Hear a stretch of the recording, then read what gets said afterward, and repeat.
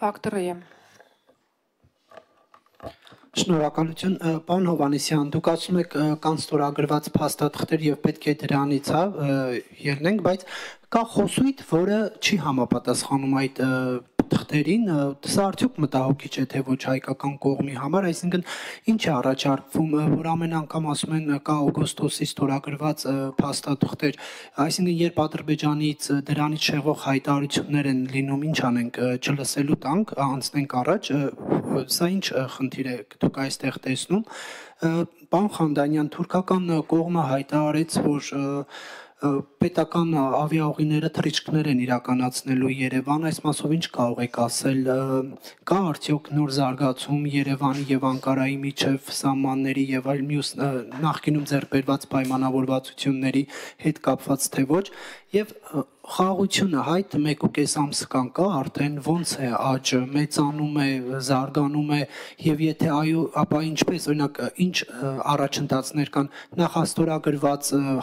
պայմանագրի հետ կապված կա նորություն թե օրինակ ինչ գործողություններ են արվում որ առաջիկայում ստորագրվի ժամկետների շուրջ քննարկումներ կան թե ոչ թրիփի ուղու հետ կապված աշխատանքների հետ կապված զարգացումներ կան թե ոչ այսինքն խմբեր ձևավորվել են շինարարության մեկնարկի հետ կապված քննարկումներ կան թե ոչ Առաջին հատվածին արձագանքեմ առայն որ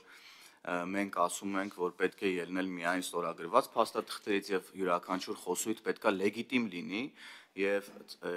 երկու երկրների ղեկավարների այս դեպքում խոսույթները պետքա հստակ արտացոլեն այն պայմանավորվածությունները, որոնք ձեռք են բերվել օգոստոսի 8-ին։ Դրանից դուրս ցանկացած խոսույթ, որը լեգիտիմ չի, մտահոգիչ է։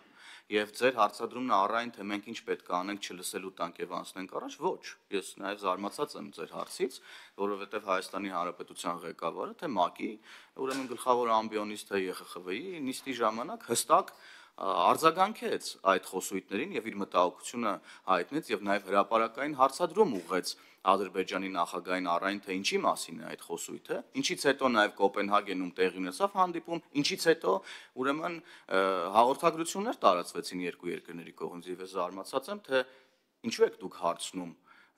որ մենք ուրեմն պետքա չլսելու տանք թե ինչ չէ մենք լսում ենք արձագանք մտահոգվում ենք եւ արձագանքում ենք եւ խնդրում ենք եւ հորդորում ենք մեր բոլոր միջազգային գործընկերներին հատկապես ադրբեջանական գործընկերներին որպեսզի ելնեն բացառապես ստորագրված փաստաթղթերում տեղ գտած խոսույթից եւ տերմիններից մնացածը լեգիտիմ չի եւ չի արտահայտում պայմանավորվածությունները եւ այո մտահոգիչ է շնորհակալ եմ Թուրքիայի հետ թուրքական ավիաուղիների հետ կապված եթե հիշում եք իրականում թուրքական ավիաուղիների մուտքը հայաստանյան շուկա շատ միշտ քննարկվել է տասնյակ տարիներ արդեն կարելի ասել, բայց միշտ քաղաքական պատճառներով ավիաընկերությունը Հայաստան չի մտել։ Եթե հիշում եք հատուկ ներկայացուցիչների վերջին հանդիպման ժամանակ մամուլի հաղորդագրության մեջ կար նաև այդպիսի նշում, որ օդային ավիափոխադրումների ոլորտում պետք է ակտիվացնել համագործակցությունը եւ ահա տեսնում ենք, որ թուրքական ավիաուղիները արդեն հայտնել է, որ սկսում է թռիչքներ դեպի Երևան Չգիտեմ թե սա երբ կլինի, որովհետև այնտեղ տեխնիկական եւ իրավական հարցեր կան, լիցենզավորման հարցեր կան եւ այլն, բայց այսինքն դա մի բան է, որը տեղի կունենա առաջիկայում։ Թուրքիայի հետ նաեւ այլ պայմանավորվածություններ կային այդ հանդիպման արդյունքում, այնտեղ ակադեմիական փոխանակումներ, տարբեր փոխվստահության ամրապնդման միջոցառումներ եւ այլն Բայց իմ համոզմամբ որևէ խնդիր չկա, որպեսզի հարաբերությունները ամբողջ ծավալով կարգավորվեն եւ մենք այս առումով սպասում ենք թուրքական կողմի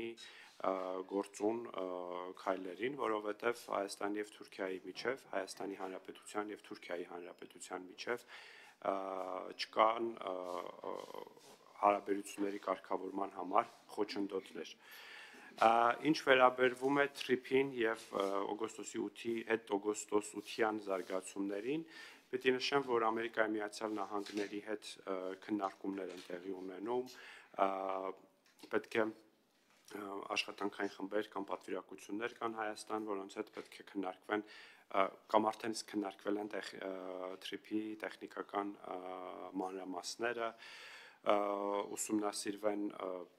արդեն տեղանքում երկաթուղու, ճանապարհի, այլ հաղորդակցության գծերի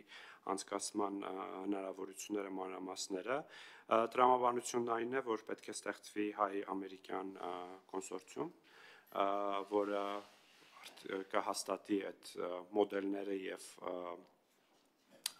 տեխնիկական նկարագրերը, այդ նախագիծը ինչպեսին պիտի լինի, եւ արդեն երրորդ օպերատորները կկարողանան մասնակցել եւ ուրեմն սկսել դրա իրագործումը, շինարարությունը, շահագործումը, կառավարումը եւ այլն։